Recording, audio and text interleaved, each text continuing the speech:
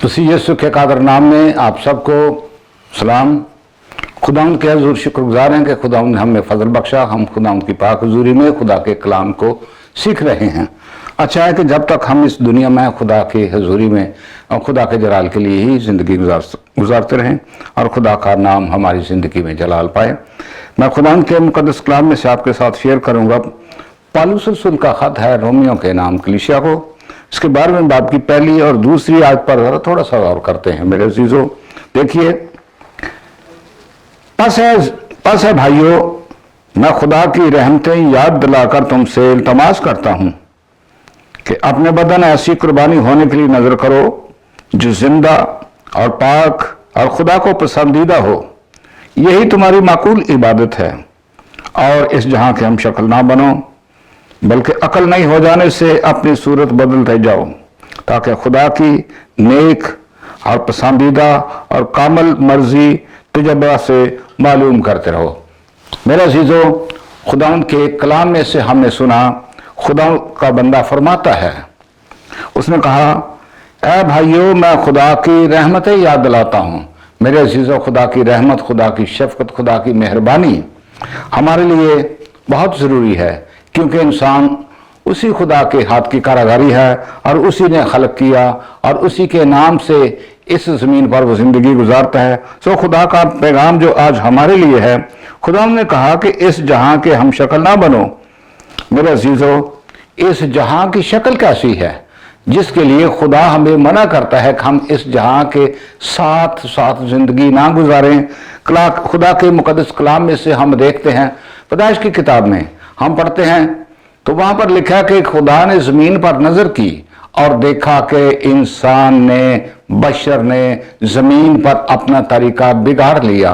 मेरे अजीजों, वो तरीका क्या था? जब हम खुदावंद के कलाम में से देखते हैं तो ये एक अजीब तरीका है जो बने हुए इंसान ने अपनाया। बाइबल मुकद्दस बताती है कि आदम ने गुनाह किया, गुनाह करने के साथ खुदा ने उसे भाग्यदन से बाहर निकाल दिया। जैसे ही वो बाहर गया तो मैं सोचता हूं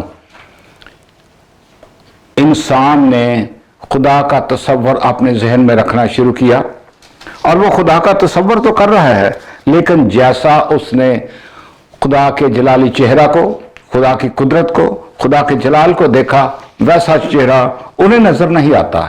सबब क्या है कि उन्होंने खुदा के ज़ुरी में नाफरमानी की और खुदा की ज़ुरी से निकाल दिए गए।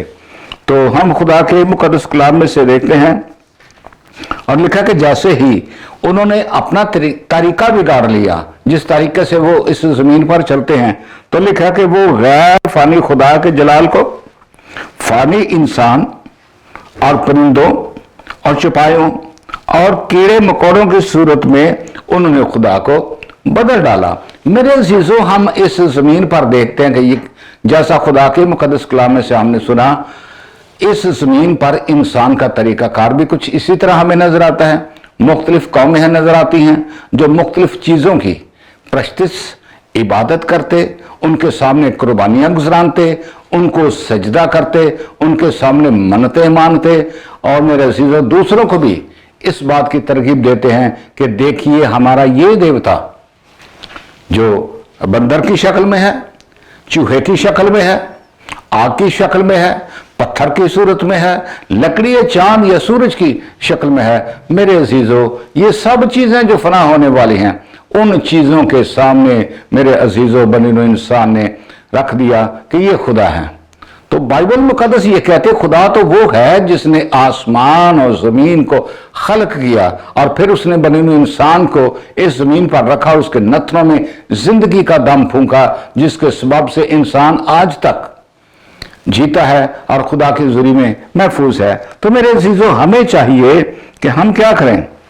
इस जहां के हम शक्ल ना बने, बल्कि अपने हकीकी खुदा, उस खुदा को जरा बुरे वक्त में हमारी हिफाजत करता, हमारी मदद करता और हमें वो संभालता है। बहुत सारे ऐसे करैक्टर हमें बाइबल में नजर आते हैं जिनकी खुदा ने बर वक्त हिफाजत की, उन्हें मौत से बचा लिया। आप देख सकते हैं, जैसा बनी इसराइल कौम है, मुल्क मिस्र की गुलामी में है, लेकिन वो मौत की हालत में जिंदगी गुजारते गुजारते चिचला रहे हैं।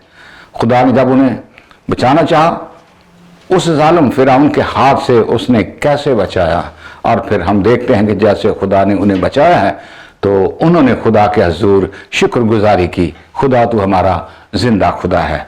मसीह यीशु में मेरे अजीज साथियों, मेरे दोस्तों, गुजारिश करूंगा अब हम इस जहां के हम शक्ल ना बने, बल्कि उस अक्ल के मुताबिक जो हमें मसीह ने बख्शी है, मसीह की ताबेदारी करते हुए खुदा के जलाल के लायक ज़मीन पर जिंदगी गुजारे। खुदा बरकत दे, आमीन।